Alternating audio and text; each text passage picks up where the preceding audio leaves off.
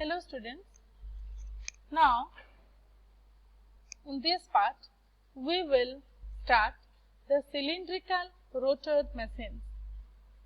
The cylindrical rotor machines is otherwise known as non-salient pole machines. This is the diagram. You can see these are the field windings. These are the non-salient poles. Here is the field winding. Here is the non-salient pole which is not visible.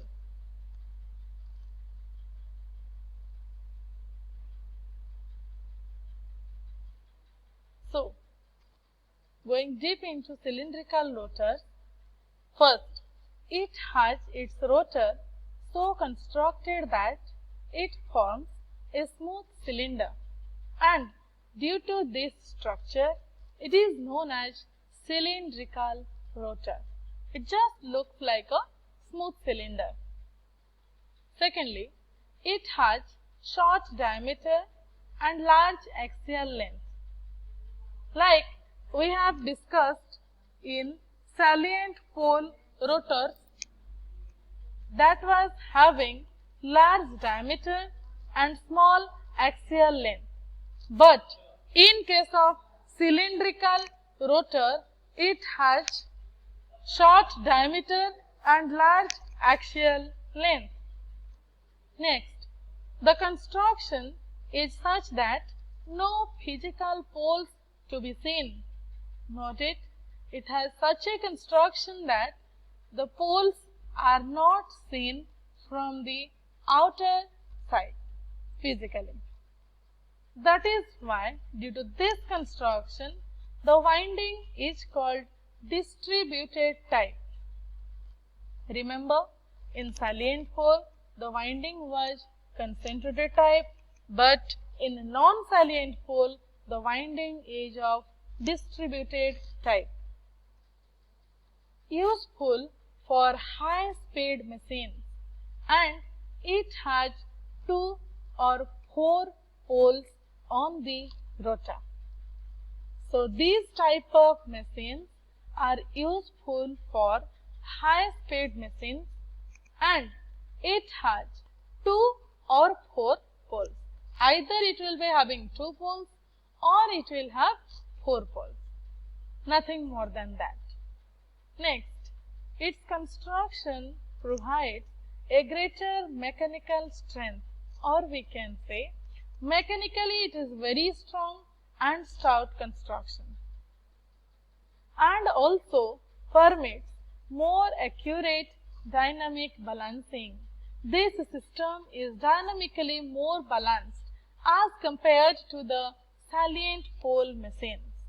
Next, the smooth rotor of the machine takes less windage losses. Remember, everyone note this point. If it takes less windage losses, then obviously the efficiency will be very good, or we can say higher will be the efficiency, and the operation is less noisy. Why? It is because of the uniform air gap. You can note another difference. In salient pole, there was a uniform air gap, but in non-salient poles, there is a uniform air gap.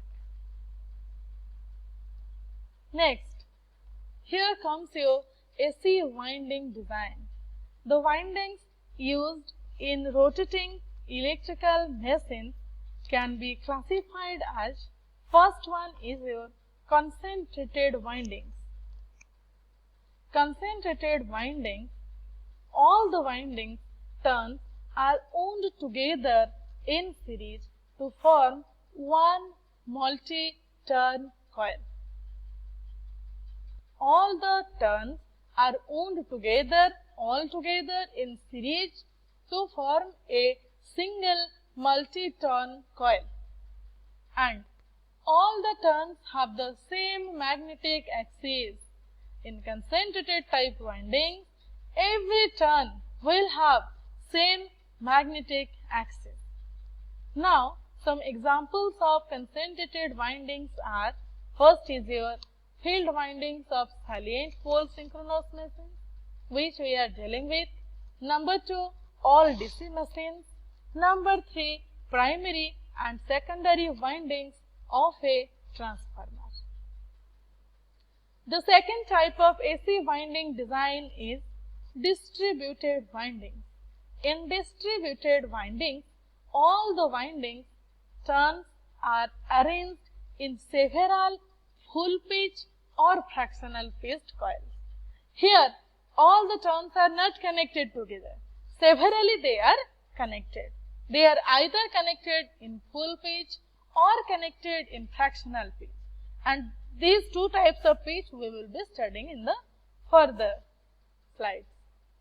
So, these coils are then housed in the slots spread around the air gap periphery to form phase or commutator winding. These coils are housed or kept together in the slots spread around the air gap periphery, which forms a commutator winding. Now, coming to examples of distributed windings, first is stator and rotor of induction machines. Secondly, the armatures of both synchronous and DC machines, we can say. Now, coming to advantages of stationary armature. First, it is very much easier to insulate the stationary winding for high voltages for which the alternators are usually designed. First note it is very much easier to insulate the windings, stationary windings, for very high voltage. We know these AC generators, these alternators are designed to perform on high voltages only, and for high voltage insulation it is very much easier if there are stationary armatures. Next, it is because they are not subjected to centrifugal forces, and also extra space is available due to the stationary arrangement of the armature. Why the insulation is easier? It is because they are not subjected to centrifugal forces, and also there is extra space available due to the stationary arrangement. Next, the stationary three-phase armature can be directly connected to the load without going through large unreliable slip rings and brushes. Here is very important point. The output can be directly collected without slip rings and brushes, which makes the operation better and more easier. Only 2 slip rings are required for DC supply to the field winding on the rotor. Since the exciting current is small, the slip rings and the brush gear required are of light construction, which is again an advantage for using stationary armature.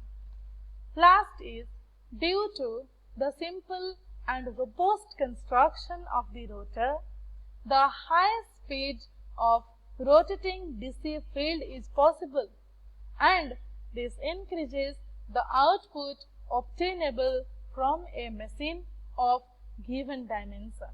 Note it, students, due to its simple and robust construction, the higher speed rotating DC field is possible, which is very advantageous, and this also increases the output obtainable from a machine of given dimensions.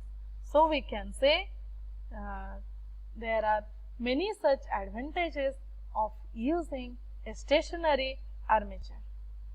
Okay, thank you. all.